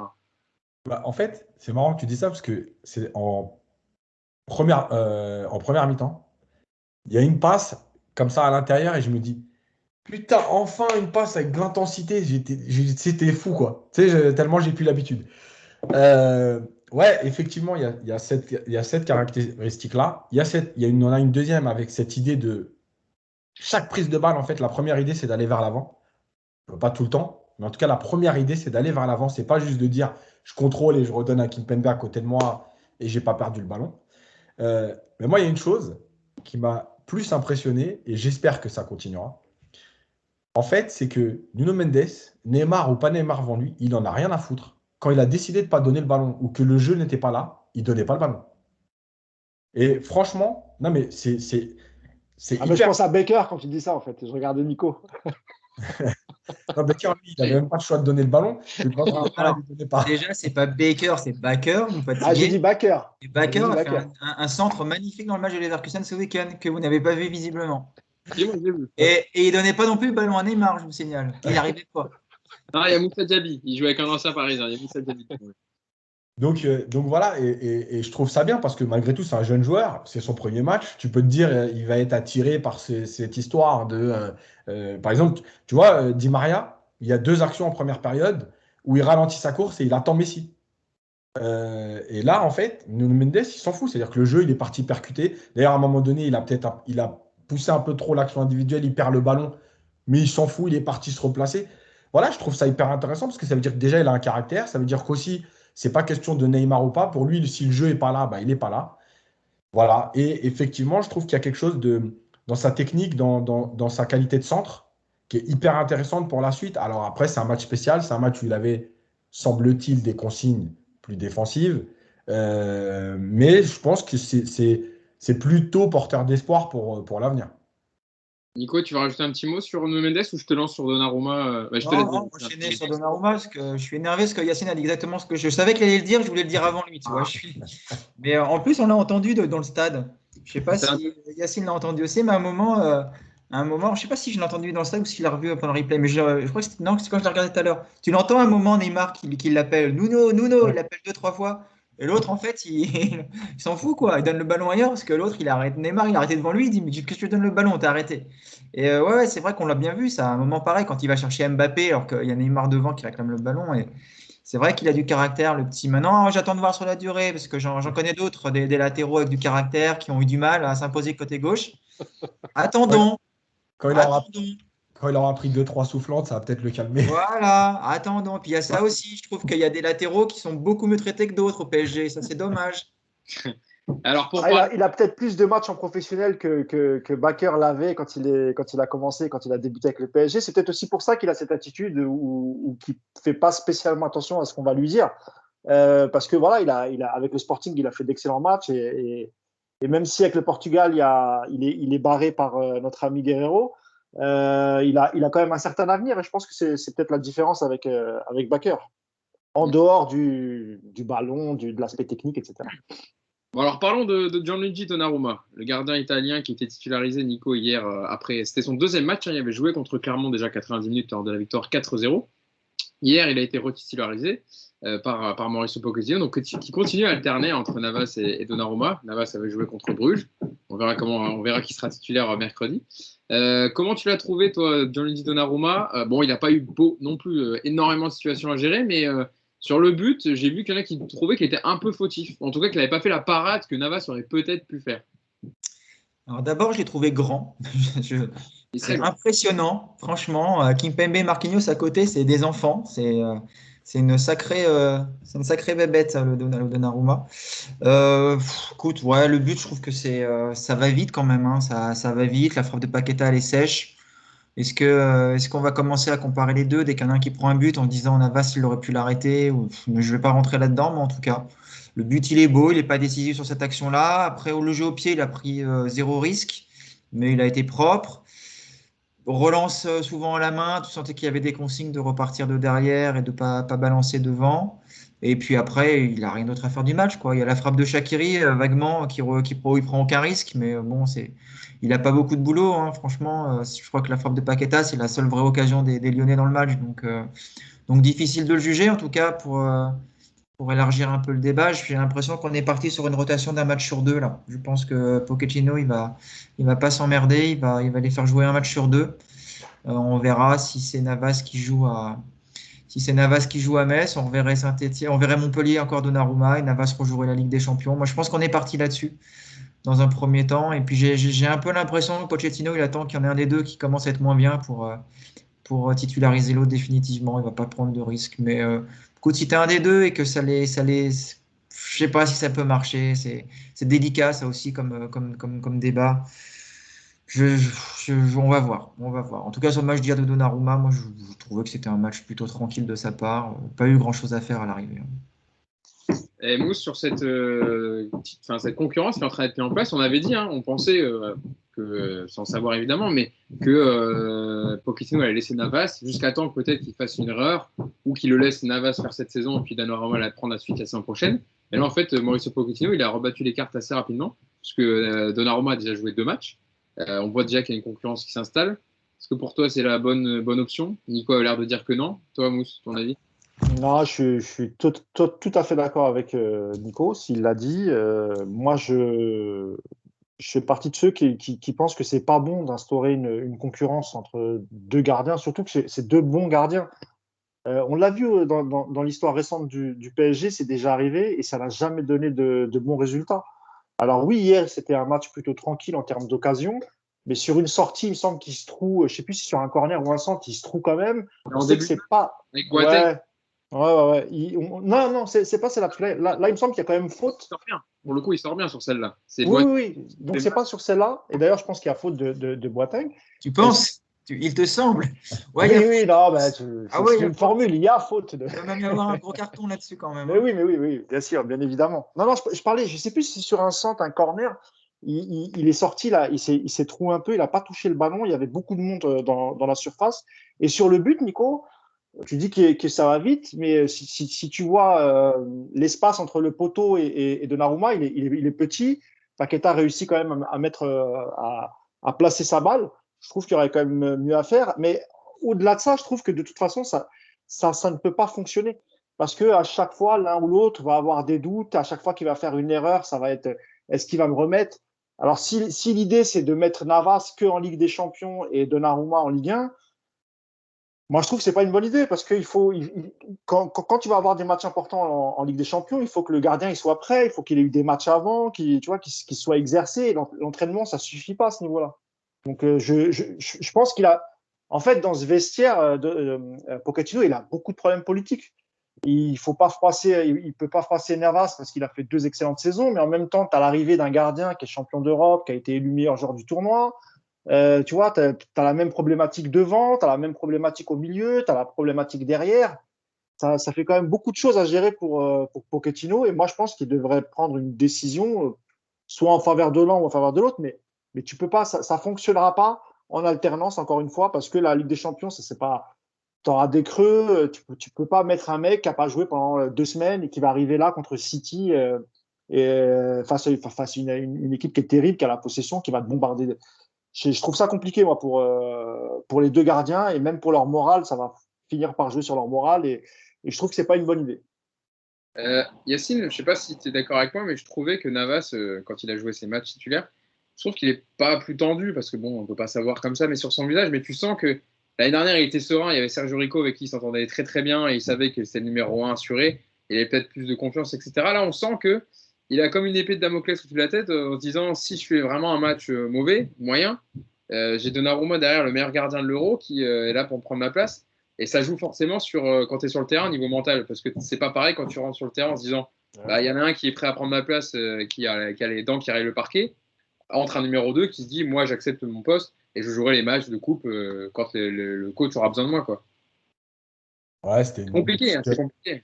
Ouais, c'était une situation qu'on avait un peu prévue parce que déjà Paris l'a vécu et parce que tu l'as vécu avec 2 gardiens moyens, tu le vis avec 2 grands gardiens, mais c'est la même chose en fait. Et oui, c'est vrai que sur les premiers matchs de la saison, par exemple, Navas, j'avais vu moi des situations que je trouvais qu'il gérait mieux avant. On sentait qu'il y avait un truc comme si tu n'avais pas le droit à l'erreur, il y avait moins de sérénité. Il était bon, hein. Je ne suis pas en train de dire qu'il était devenu pourri, mais voilà. La deuxième chose, c'est que Mousse disait 15 jours sans match. Je pense que ce qu'a dit Nico, pour moi aussi, c'est le truc, c'est qu'il n'y a pas de 15 jours sans match parce qu'il y a des matchs tous les 3 jours. Et je pense qu'ils vont alterner comme ça avec, c'est mon idée, hein, de ce que je vois, Navas qui jouera la Ligue des Champions. Donc ça veut dire que par exemple, si à un moment donné, Navas joue le match de championnat avant et que le mardi d'après, il y a Ligue des Champions, il jouera 2 matchs de suite. Et, tu veux dire que forcément, il jouera toujours le match d'avant, Navas, c'est ça? Non. Ça veut dire, là, par exemple, il peut jouer Metz, pas Montpellier et City. Parce que, en fait, entre Metz et City, il n'y a qu'une semaine. Oui, contre, en gros, il aura au pire une semaine sans jouer. D'accord. Voilà. Maintenant, pour moi, ce qui me pose problème, c'est que c'est 2 grands gardiens. Mais ce n'est pas 2 gardiens au même style. Et à partir de là, la défense, elle crée des automatismes avec son gardien. Je m'explique. Si un gardien, on va reprendre Bernard Lama pour comme ça va parler à tout le monde, très fort sur les ballons aériens, ton positionnement défensif, il n'est pas le même que si ton gardien est très fort sur sa ligne, mais ne sort pas. Et donc, Navas et Donnarumma, là-dessus, ce n'est pas du tout les mêmes profils. Ça veut dire que, pour moi, la limite de ça, en dehors de la concurrence et de l'état mental des 2 gardiens, il va être là-dessus. C'est-à-dire qu'il va falloir qu'à chaque match, la défense, elle se dise, tiens, aujourd'hui, c'est Donnarumma. Donc, il y a un positionnement à avoir parce qu'il est capable de sortir. Tiens, aujourd'hui, c'est Navas. Donc, attention, il y a un autre positionnement à avoir parce que lui, il sort moins sur les centres. Ça devient compliqué. Déjà, créer des automatismes, c'est compliqué. Si en plus, à chaque match, tu dois te mettre un switch en disant, attends, c'est Navas, donc là, on défend dans les 6 mètres. Là, c'est Donnarumma, donc on peut défendre au point de pénalty sur les corners. ça va devenir compliqué, quoi. Et moi, c'est plus ça qui me fait peur. C'est qu'à un moment donné, et on peut ajouter à ça le jeu au pied. Ils n'ont pas le même jeu au pied. Donc, à chaque match, ça va être, je peux donner. Ah non, je ne peux pas donner. C'est pas je demande là parce que c'est Navas. Non, je ne demande pas là parce que c'est Donnarumma. Bon, ça commence à faire beaucoup. Et le dernier point sur le but, je vais terminer là-dessus. Effectivement, on peut tout dire, hein, le but, premier poteau, etc. Sauf qu'en fait, Paqueta n'est pas attaqué. Le joueur est à 10 mètres de lui. C'est-à-dire que Paqueta, en fait, au moment où il arrive, et c'est Paqueta, il est capable d'ouvrir son pied et de choisir le deuxième poteau ou de frapper premier. Donc, un gardien, encore une fois, je n'ai pas été gardien de but, mais j'ai échangé beaucoup avec les gardiens. Le gardien, son idée à lui, c'est de dire, mon défenseur, il ferme un angle, je ferme le deuxième angle, et je dois être propre sur l'angle que j'ai fermé. Si je choisis de fermer premier poteau, je n'ai pas le droit de prendre premier poteau. Par contre, là, en fait, l'arrivée de Paqueta plein axe, avec le défenseur trop loin, et donc Paqueta qui pourrait ouvrir son pied, mais en fait, Donnarumma, il ne peut pas anticiper quelque chose. Il est obligé de se dire, bon, j'attends le dernier moment, et effectivement, le dernier moment, ça fait que l'autre, il rentre bien dans son ballon. Ouais, il choisit, il est en retard parce que Bon, vous voyez l'action, vous voyez que la frappe de Paqueta, elle part très très vite. Hein, quand ouais, même. parce que bah oui, il arrive lancé, et justement, il n'est pas là pour mettre un beau but, il est là pour marquer, donc il rentre bien dans son ballon, et le temps de réaction, il est beaucoup plus réduit, parce que tu te dis, oui, il peut ouvrir, donc j'attends les deux, en fait. Tu pars après le ballon. Bon, après, c'est toi et ta chance, on va dire. Est-ce que tu as réagi assez vite pour stopper le ballon? Donc, oui, il est coupable dans le sens, il prend le but du côté fermé, mais par rapport à la configuration de l'action, pour moi, il n'est pas forcément coupable. Nico. Après, sur le dossier des gardiens, pour finir là-dessus, c'est que on sait tous que Donnarumma, ça va être le successeur et que ça va être le prochain gardien du PSG. Donc aujourd'hui, la question, c'est même pas de savoir qui il faut mettre, c'est de savoir comment faire que cette transition se fasse bien. Parce qu'on aime tous Navas, parce que c'est un très grand gardien et qui mérite aussi d'avoir un minimum de considération. Moi, je trouve quand même que cette idée de se dire, on va laisser la Ligue des Champions à Navas cette saison, on va faire jouer Donnarumma le plus souvent possible pour pas qu'il passe un an sur le banc de touche, c'est pas non plus un problème en soi, ça peut être bien géré. La seule chose, là où je dis, où ce dossier m'inquiète, c'est que à partir du moment où on dit, il y a une concurrence, je fais jouer le meilleur, tu vas instaurer un doute dans les gardiens. Est-ce que c'est moi qui vais jouer le prochain match? Est-ce que je vais pas jouer? Là, c'est là où je pense que ça peut être dangereux. Mais si demain, Pochettino dit, bon, bah voilà, Navas va jouer la Ligue des Champions cette saison, quoi qu'il arrive, et puis bah, on va alterner en championnat pour donner quand même du temps de jeu aussi à Donnarumma, ça peut le faire si les deux gardiens, évidemment, jouent le jeu. Je ne pense pas que ce soit un problème de rythme, un problème de confiance après par rapport à ça. Et puis, il faut aussi que les deux s'entendent, il faut qu'ils soient intelligents tous les deux. Donnarumma, on le sait tous que l'an prochain, ce sera gardien titulaire du PSG, que Navas ne sera plus là. Voilà, c'est écrit, il n'y a pas de souci. Donc, la seule chose, c'est qu'il faut faire ça bien. Et je ne suis pas sûr que de dire on n'a pas choisi, on va décider au match par match, là, pour moi, c'est dangereux. Mais si tu mets clairement la hiérarchie en place, avec une alternance des deux qui est bien définie, pourquoi pas? Ça me choque moins déjà, ça m'inquiète moins. Yes. Après, Nico, tu vois, sur l'entente, tu le disais, on sait que par exemple, l'année dernière, Navas et Rico s'entendaient très très bien. Je crois qu'ils ont même passé des vacances ensemble parce que justement, la hiérarchie était établie. Quand Donnarumma arrive, lui, dans ses premières interviews, il dit, moi, je suis là pour devenir numéro un. Et récemment, son agent, Mino Raiola, il y a vraiment il y a quelques jours, hein, j'avais une interview où il disait qu'il n'avait aucun doute que Donnarumma serait titulaire cette saison au Paris Saint-Germain. Et donc, il incluait, je pense aussi dans sa tête, la Ligue des Champions. Donc, c'est pour ça que je pense que ça n'avait pas marché parce que, comme vous l'avez dit, c'est deux grands gardiens, même si c'est deux styles différents, mais c'est deux très bons gardiens. Et je suis pas sûr que même dans leur relation à tous les deux, alors je dis pas qu'ils vont se bagarrer, etc. Je pense que c'est des joueurs intelligents et ce sont des adultes, ils vont gérer la cohabitation, mais c'est beaucoup plus dur quand tu es en concurrence avec un gardien quasiment du même niveau qu'avec Rico, donc il savait très bien qu'il jouerait peut-être un peu les coupes et ça s'arrêterait là et ça serait pas en tout cas un danger pour Navas. En tout cas, rendez-vous pour la prochaine journée de Ligue 1 dès mercredi. Hein, donc, on verra aussi entre qui sera choisi par Pochettino, entre Navas et Donnarumma. Paris se rendra à Metz pour la huitième journée, septième journée. Non, septième, ouais. Septième journée, pardon. Et puis la huitième journée qui viendra samedi à 21h au Parc des Princes contre Montpellier pour la huitième journée de Ligue 1. Et puis ensuite, il y aura, on le disait tout à l'heure, PSG Manchester City le mardi 28 septembre avec des champions pour la deuxième journée. Donc, mercredi, voilà. non? Mardi. Mardi. Ouais, c'est mardi 21h. PSG City, donc Premier gros choc de cette poule et qui va être déjà décisif puisque City a gagné son premier match contre Leipzig et le PSG est à 1 point après son nul contre Bruges. Donc, match entre les deux favoris de la poule, on va dire. Donc, match très, très important. Évidemment, il y a la Ligue 1 à jouer avant. Mousse, on voulait faire aussi une petite note pour le site, tu en as parlé tout à l'heure, mais le site de Paris United qui est en maintenance pour l'instant. Impossibilité de publier débrief d'après-match. Non, bonne nouvelle. Alors, entre-temps, j'ai reçu un message, tout est rentré dans l'ordre. Eh bien, écoute, oubliez ce que Donc, on va pouvoir publier les 2 articles de Yacine, l'après-match, et un papier à venir sur le Neymar et sur le bon match de Neymar hier. Donc, voilà, c'est à suivre sur parisunited.fr. Donc, le site est revenu, tout va bien. Ah. Et Yacine, une minute, coach. Ouais. Il y aura une minute entre. De toute façon, cette semaine, il y aura déjà demain une première partie. Après, on verra, parce que le match de Metz, je ne vais pas le faire. Oui. Voilà. T'emmerdes pas. Ouais, on va faire les gros matchs qui arrivent, parce que là, il y a en plus City dans une semaine et tout. Oui. Donc voilà. Je voulais juste dire un mot sur, malgré tout ce qui s'est passé avec les supporters, parce que je pense que c'est important. Il y a eu quand même un début d'échauffourée entre la tribune lyonnaise et une partie de la tribune Boulogne et une partie de la tribune ancienne K. Non, juste K entre les deux. C'est ça, c'est le virage Boulogne. Là. Voilà, ouais. Franchement, alors, je m'en fous de qui a démarré, qui n'a pas démarré, pourquoi ça a démarré à la limite. Je veux juste dire un truc, c'est que à un moment donné, les supporters, super, l'ambiance, machin, parce qu'hier, il y a eu vraiment une grosse ambiance. À un moment donné, le parc a vraiment fait du bruit.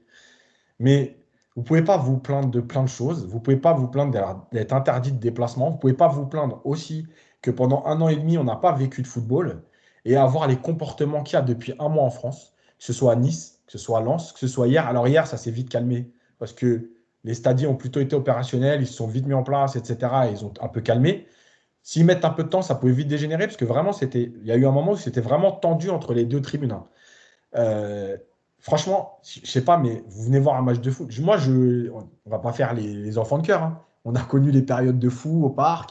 Voilà.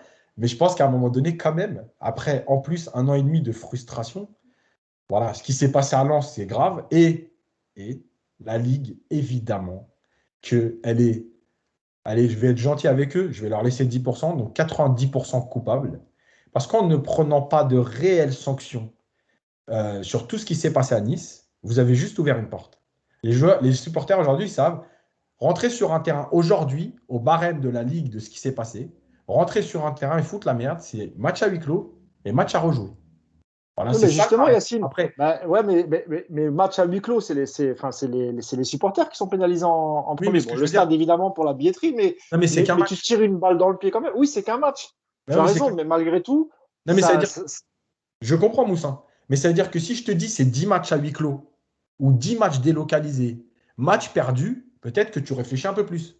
Alors moi, je te dis, Yacine, en fait, la seule solution à ça, si tu veux vraiment qu'il n'y ait pas de débordement ou de pénétration sur le terrain, c'est vraiment de dire, voilà, tu fais une règle à la Ligue en disant, s'il y a pénétration sur le terrain des supporters, c'est perdu sur tapis vert directement. Et à ce moment-là, tu verras qu'il n'y aura aucun supporter qui va s'amuser. Si tu as les couilles de faire ça et de dire, c'est perdu sur tapis vert à partir du moment où il y a 2-3 supporters qui pénètrent sur la pelouse, je parle des défaites sur tapis vert pour les supporters de l'équipe en question. C'est pas forcément celui qui reçoit qui va être sanctionné. Sauf que tu peux avoir l'effet inverse, c'est-à-dire que si les supporters ont envie de se taper leur club, comme par exemple quand l'année dernière, Bordeaux, les supporters de Bordeaux, ils étaient en tension avec leur club. Oui. Qu'est-ce qui t'empêche de les faire rentrer sur le terrain? Ah ouais, mais tant pis pour eux. Ouais, à ce moment-là, moi, je comprends ce que tu veux dire, mais ça va être rare, je pense. La première, c'est les interdits de stade pour une vraie durée, c'est les massacrer. Je voulais revenir sur un truc, j'ai oublié. Vas-y, Hugo, prends la parole, après je te dis. Nico. Moi, je suis contre. Alors, j'étais jeune, hein, mais j'ai vécu les années au parc dans les années 90 avec mon père quand on était abonné et j'ai vu des trucs, je m'en rappelle encore. Moi, je ne suis pas d'accord sur ces sanctions sur les clubs. Il y a un moment, il va falloir responsabiliser les supporters. Il va falloir individualiser les sanctions. Et ça, c'est pas malheureusement au club de le faire, c'est au pouvoir public. Je suis désolé, mais tu vois, quand tu as 15 demeurés qui rentrent sur un terrain pour taper sur des joueurs, tu les identifies parce que tout le monde aujourd'hui est capable de les identifier. Et puis les mecs, ils sont bannis de stade à vie, terminé. C'est ce qu'ont fait les Anglais. Alors, j'entends souvent dire les Anglais, mais oui, mais ils ont mis des prix des places complètement exorbitants, ils ont pacifié leur tribune comme ça, mais à l'extérieur, ça n'a pas réglé le problème. Eh bien oui, peut-être que ça a ça. Mais les Anglais, ils ont pris vraiment des sanctions lourdes. Et je peux t'affirmer que demain, si le mec qui est rentré sur la pelouse à Lens, tu lui mets une interdiction de stade à vie, c'est-à-dire que le mec, au lieu d'aller regarder son match, il va aller pointer au commissariat tous les samedis soirs à Lens, et puis après, il ira retourner à la maison, boire une bière avec Bobonne devant la télé. Je peux t'affirmer que le mec, il va réfléchir après. Et c'est pas au club de payer, tu vois. Même si les clubs ont évidemment des responsabilités, ils doivent aussi faire en sorte que tout se passe bien parce que c'est aussi leur charge. Mais il y a un moment où, encore une fois, il va falloir responsabiliser tous ces mecs qui se prennent pour je sais pas quoi. Et c'est vrai qu'hier au parc, alors c'était devant moi, j'ai bien vu, hein, c'était chaud à un moment. Et même pas forcément avec la tribune, même pas avec Boulogne, mais même avec plutôt la tribune latérale. Ouais, ouais. Ils se sont mis des coups de drapeau et puis Ouais. tu avais un ou deux Lyonnais qui étaient en train d'enjamber la barrière. Et je peux dire que les mecs dans la tribune latérale, ils ont fait les shows au début, après ils se sont sauvés parce que ça devait être bien, bien tendu. Donc je pense que ça passe par ça. Et on a gueulé sur le plan Le Prou. N'empêche que le plan Le Prou, bah, en fait, ils ont dégagé tous les mecs qui posaient problème. Et puis, bah, bizarrement, ça a réglé les problèmes. Bah, sans aller dans l'extrême d'un plan Le Prou, le mec qui est les Niçois, je te dis, hein, qui sont venus sur le terrain pour taper les Marseillais, ou le mec qui balance une bouteille sur le terrain, identification, terminé. Le mec, c'était son dernier match de sa vie dans un stade de football. Et là, je pense que ça réglerait les problèmes. Je suis Ouais. assez d'accord avec Nico, je dois dire. Yacine. Ouais, et je voulais finir. Et je pense qu'il y a beaucoup de jeunes dans les stades qui n'ont pas connu les stades avec les barrières, etc. Ça a été enlevé. Et je pense que vous ne savez pas ce que c'est de voir un match avec des barrières devant vous. Nous, Et on l'a vécu. Et en fait, nous, on l'a vécu. Enfin, c'était notre quotidien parce que c'est les barrières, elles faisaient partie des stades avant. Et en fait, quand ils ont enlevé les barrières, c'est là que tu te rends compte que ça change tout. Donc, s'il fallait revenir aux barrières, vous ne savez pas ce que c'est de vivre un match avec des filets, des barrières et compagnie. Donc, à un moment donné, juste, enfin, arrêtez, quoi. Arrêtez d'être débile. La tension, ça existe, il n'y a pas de problème. Moi, enfin, encore une fois, on a vécu des trucs. Aujourd'hui, c'est de la rigolade ce qui s'est passé là, malgré tout. Mais oui, il faut, un, arrêter. Et deux, effectivement, moi, je rejoins Nico sur les interdictions de stade. Et là, c'est au club de faire le travail en disant il y a des caméras. Il faut donner les noms. C'est pas une question de ne pas balancer tes supporters. Le mec qui fout la merde, c'est tout.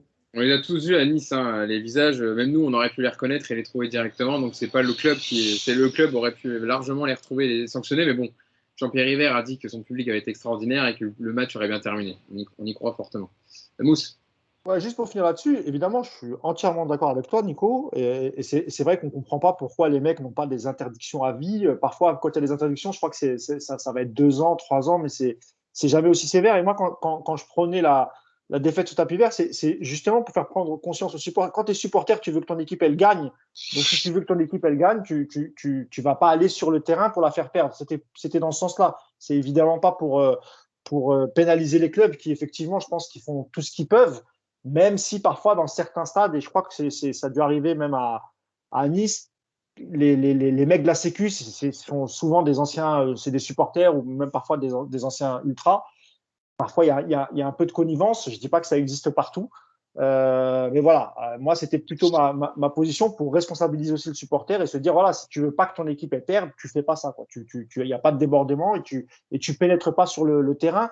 Et c'est encore pire, tu as raison de le signaler, lorsqu'il y a agression d'un joueur. Ça, c'est juste pas possible. Et normalement, ça devrait être même de la prison et ensuite des interdictions de stade, mais à vie définitive. Parce qu'à partir du moment où tu pénètres sur le terrain et tu agresses un joueur, pour moi, il y a pas pire que ça. Donc à ce moment-là, tu n'as rien à faire sur un terrain de foot.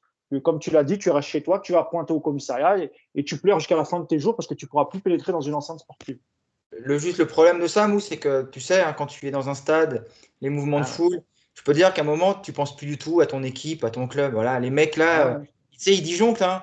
Là, les Lensois qui sont rentrés à la mi-temps sur le terrain pour aller taper du Lillois, à aucun moment, il y a un mec qui va se dire ah, mais c'est mon club que. Tu sais, les mecs, ils sont plus là-dedans. Hein. Voilà, il y a les deux neurones qui leur restent, qui disjonctent, et puis les fils, ils touchent plus. Donc, encore une fois, cette sanction de taper sur le club en disant on va vous mettre 10 points de pénalité et puis 6 mois de huis clos. Moi, je suis sûr que ça ne réglera pas le problème. Ça Tu empêchera as pas les raison mecs. parce que rappelez-vous de la saison à Lille où vous avez failli descendre. Vous vous rappelez quand les mecs sont descendus, les Lillois, ils avaient essayé de frapper même quelques joueurs lillois.